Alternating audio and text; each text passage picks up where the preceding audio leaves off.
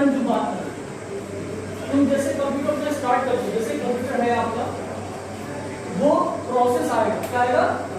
Process. अब process का मतलब क्या होता है? प्रोसेस का मतलब होता है step by step. Step by step का मतलब होता है कि जैसे आप किसी काम को जब आप काम करेंगे तो उस काम के लिए आप जो भी तरीका, जो भी प्रोसेस आप अपनाएंगे, ठीक है, जो जैसे आपने ज्योमेट्री पढ़ा, ज्योमेट्री पढ़ा आपने, ज्योमेट्री का मतलब होता है त्रिकोणमिति। क्या होता है? त्रिकोणमिति। ठीक है, आपके सर ने बताया कि बेटा आप 30 डिग्री का एंगल ड्रॉ करिए। कितने डिग्री का?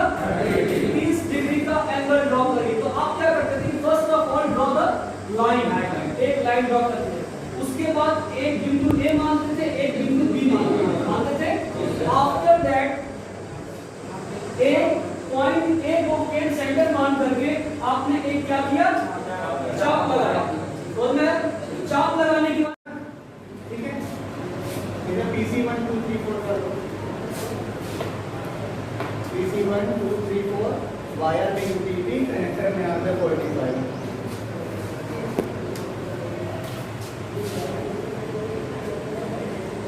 ठीक है, और ये हमारे क्या है?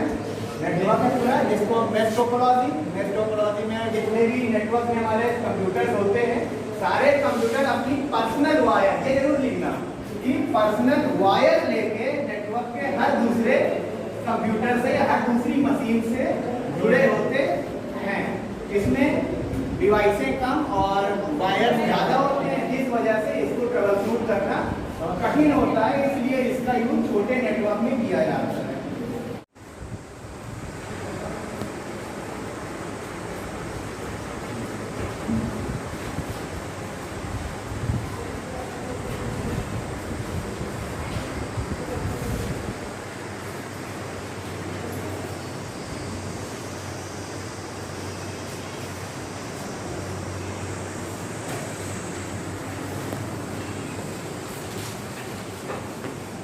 हमारा कंप्यूटर आर्किटेक्चर, जो कंप्यूटर नेटवर्क का जो आर्किटेक्चर है वो डिपेंड करता है कि उसकी जो है सेटिंग कैसी हो कि हम उसमें डेटा ट्रांसफ़र कर सकें और हमारे लिए ईजिली उसको क्या कहते हैं इस्टेब्लिश करना और कॉन्फ़िगर करना आसान हो। तो हम अपना कंप्यूटर किस तरीके से अरेंज करें अपनी लैब में कि जो है हमें कम उसमें जो है कॉम्प्लेक्सिटी हो, एरर फाइंड आउट जो है ईजिली कर पाएँ, और जब भी हम उसको मेंटेनेंस के लिए उसमें अप्रोच करें तो क्या हो कि जो मेंटेनेंस हमारा हो इजली वो हो जाए, एरर फाइंड आउट इजली हो जाए। तो उसके लिए हम सबसे पहले हम क्या करते हैं? नेटवर्क टोपोलॉजी को डिसाइड करते हैं। जैसे हमारी नेटवर्क टोपोलॉजी कई तरीके की होती है। सबसे पहले हम आती है हमारी नेटवर्क टोपोलॉजी मेश टोपोलॉजी।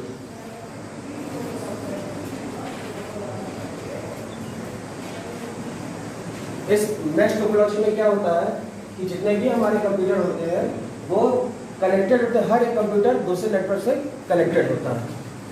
हर एक कंप्यूटर, जैसे हम यहाँ पर 5 कंप्यूटर लेते हैं,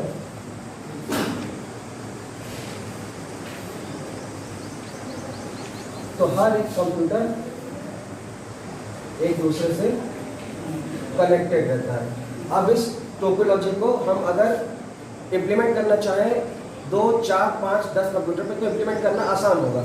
लेकिन अगर हम कोई लैब मेंटेन करना चाहते हैं जहाँ पे हमारी कंप्यूटर की संख्या ज़्यादा है, 50 से लेकर 100, 200, 250, तो क्या होता है कि हमारी जो नंबर ऑफ़ केबल्स है जो कंप्यूटर को कनेक्ट करने के लिए लगती हैं वो क्या हो जाती हैं? उनकी नंबर्स बहुत ज़्यादा होते हैं। वो नंबर ज़्यादा क्या होते हैं? उसका एक मैथमेटिकल फार्मूला है कि नंबर ऑफ़ केबल्स हमारे कंप्यूटर के लिए कितनी होंगी। अगर हमारे पास n कंप्यूटर्स हैं तो उसके लिए number of. Amit Umrao, project head expert safety solution से। हम लोगों ने 2020 में प्रोजेक्ट मिला था दीनदयाल उपाध्याय ग्रामीण कौशल योजना, भारत सरकार की एक योजना है ग्रामीण विकास मंत्रालय से। इसमें 18 से 35 साल के बेरोजगार युवाओं के लिए रोजगार परक ट्रेनिंग कराई जाती है, जिसमें हम लोग प्रैक्टिकल अप्रोच को ज़्यादा फोकस करते हैं। उन कैंडिडेट्स को पढ़ाते हैं जो अपने कहीं ना कहीं शिक्षा बीच में छोड़ चुके होते हैं। उन बच्चों को पढ़ाते हुए उनको उस लायक बनाते हैं कि वो किसी औद्योगिक संस्थान में काम कर सकें या किसी ऑफिस में काम कर सकें। इन सब प्रक्रियाओं को करते हुए हम पिछले 1 साल से 140 बच्चों को एक बैच स्लॉट पूरा निकाल चुके हैं, 4 बैचों का। इस बैच में हमारे कुछ बच्चे ऐसे भी हैं जो कई प्रतिष्ठित कंपनियों में काम भी कर रहे हैं।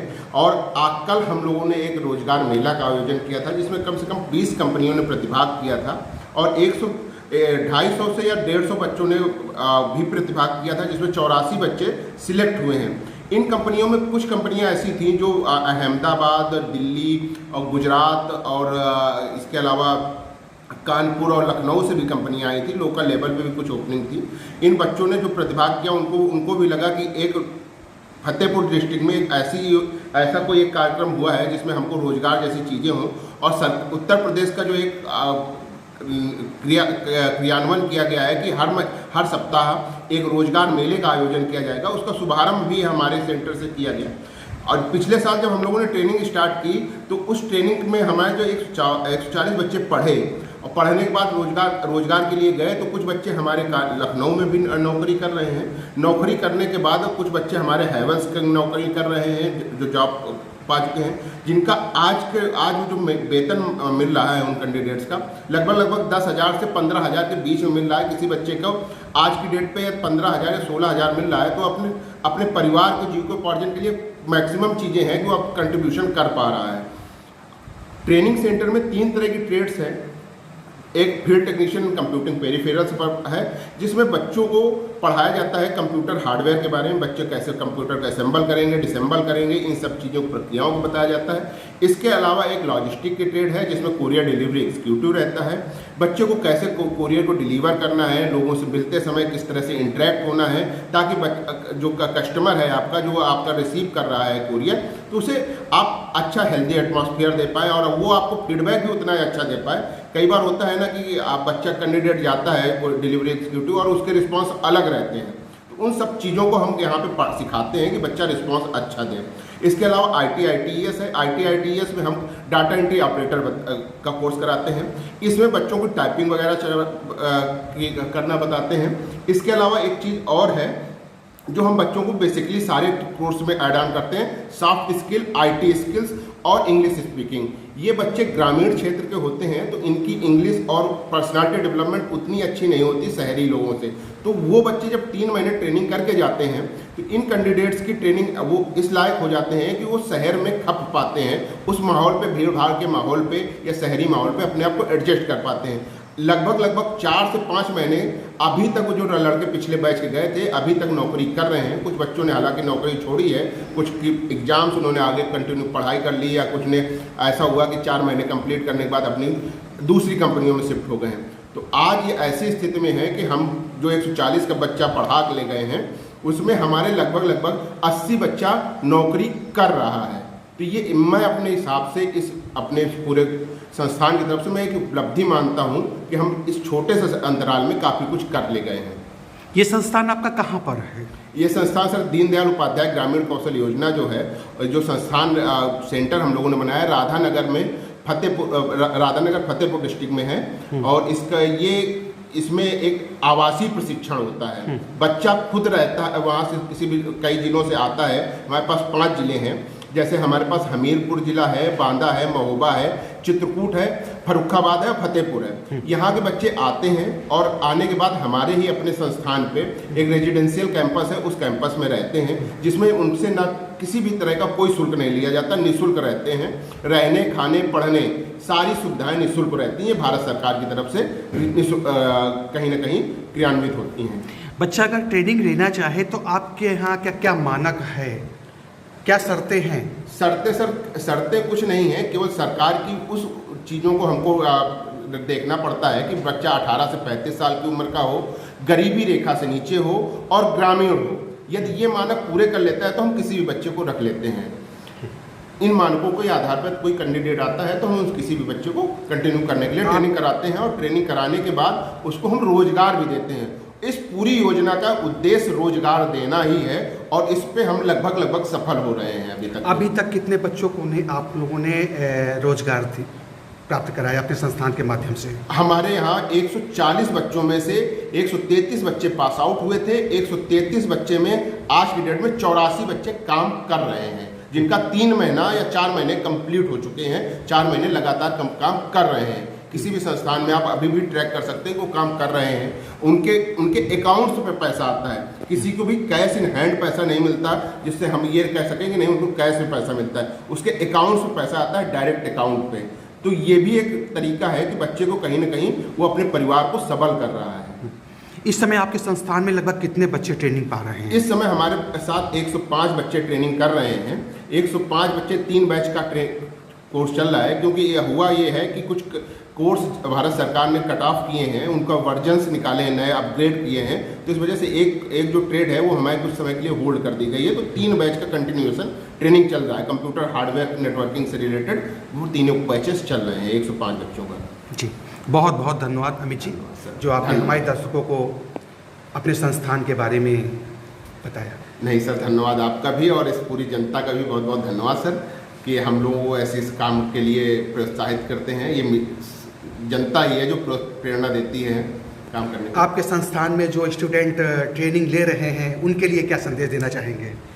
जो बच्चे ट्रेनिंग ले रहे हैं, मैं तो उनसे सिर्फ और सिर्फ यही कहूँगा कि वो मन लगा के पढ़ें, सीखें और रोजगार लें। रोजगार करेंगे, अपने परिवार का जीविकोपार्जन कर पाएंगे, कंट्रीब्यूशन कर पाएंगे। क्योंकि आने वाली जनरेशन ऐसी है कि हम यदि पैसे कमाएंगे नहीं तो हम कहीं ना कहीं अपना जीविकोपार्जन नहीं कर पाएंगे। तो जितना बेहतर करेंगे, 3 महीने नौकरी करेंगे, 4 महीने नौकरी करेंगे, तो इसके बाद वो उसके अपग्रेड होके जाएंगे। यदि आज 12,000 की नौकरी कर रहे हैं तो उसके बाद एक 6 महीने लगातार नौकरी करते हैं, 1 साल करते हैं, तो एक अनुभव मिलता है। अनुभव मिलने के बाद जैसे ही वो अनुभवी होंगे तो उनकी सैलरी और बढ़ेगी। आज जो हमारे पहले ट्रेनिंग स्टार्ट हुई थी कई सालों पहले, जो हमने ये कार्यक्रम शुरू किया था, तो इस कार्यक्रमों में आज जो बच्चे हैं लगभग 30 से 35 हज़ार रुपये तक कमा रहे हैं, और ये एक अच्छा अमाउंट होता है। जी अमित जी, एक कड़ी और जुड़ती है संस्थान में शिक्षक जो आपके बच्चों को शिक्षा दे रहे हैं, उनको क्या संदेश देना चाहेंगे आप? सर, शिक्षक तो ऐसा है ना, वो हमेशा पथ प्रदर्शक होता है। यदि वो चाहे तो किसी को भी अच्छी शिक्षा दे के कुछ भी कर सकता है। शिक्षक का त्याग बहुत बड़ा होता है। एक तरीके से कह सकते हैं, यदि पढ़ाने वाला शिक्षक है तो कभी डीएम और इस तरह के ओहदे पे नहीं जा सकता, लेकिन वो डीएम बहुत बना सकता है, डिस्ट्रिक्ट मजिस्ट्रेट बहुत डेवलप कर लेता है। उसी तरीके से ये हो सकता है हमारे शिक्षक इस तरह से ना हो पाए हो, लेकिन इतने लोगों को रोजगार देके उनका अपना एक कंट्रीब्यूशन है इस सरकार के लिए भी और इस प्रदेश के लिए भी और इस जनता के लिए भी, कि वो बहुत बड़ा कंट्रीब्यूशन कर रहे हैं। लगातार मेहनत करते हैं 8-9 घंटे तक और उनको सिखाते हैं। कई बच्चे ऐसे आते हैं जिनको लिखना भी नहीं आता, उन बच्चों को प्रैक्टिकल अप्रोच पढ़ाते हैं, तो बच्चे तकनीकी दक्ष हो पाते हैं। जब दक्षता बढ़ती है तो अपना स्वरोजगार भी कभी कभी कर लेते हैं। तो वो एक कंट्रीब्यूशन उन लोगों का रहता है। मैं उनके सहयोग के लिए हमेशा आभारी रहता हूँ। वो उस तरीके से पढ़ाते हैं जो बच्चा दक्ष हो पाए।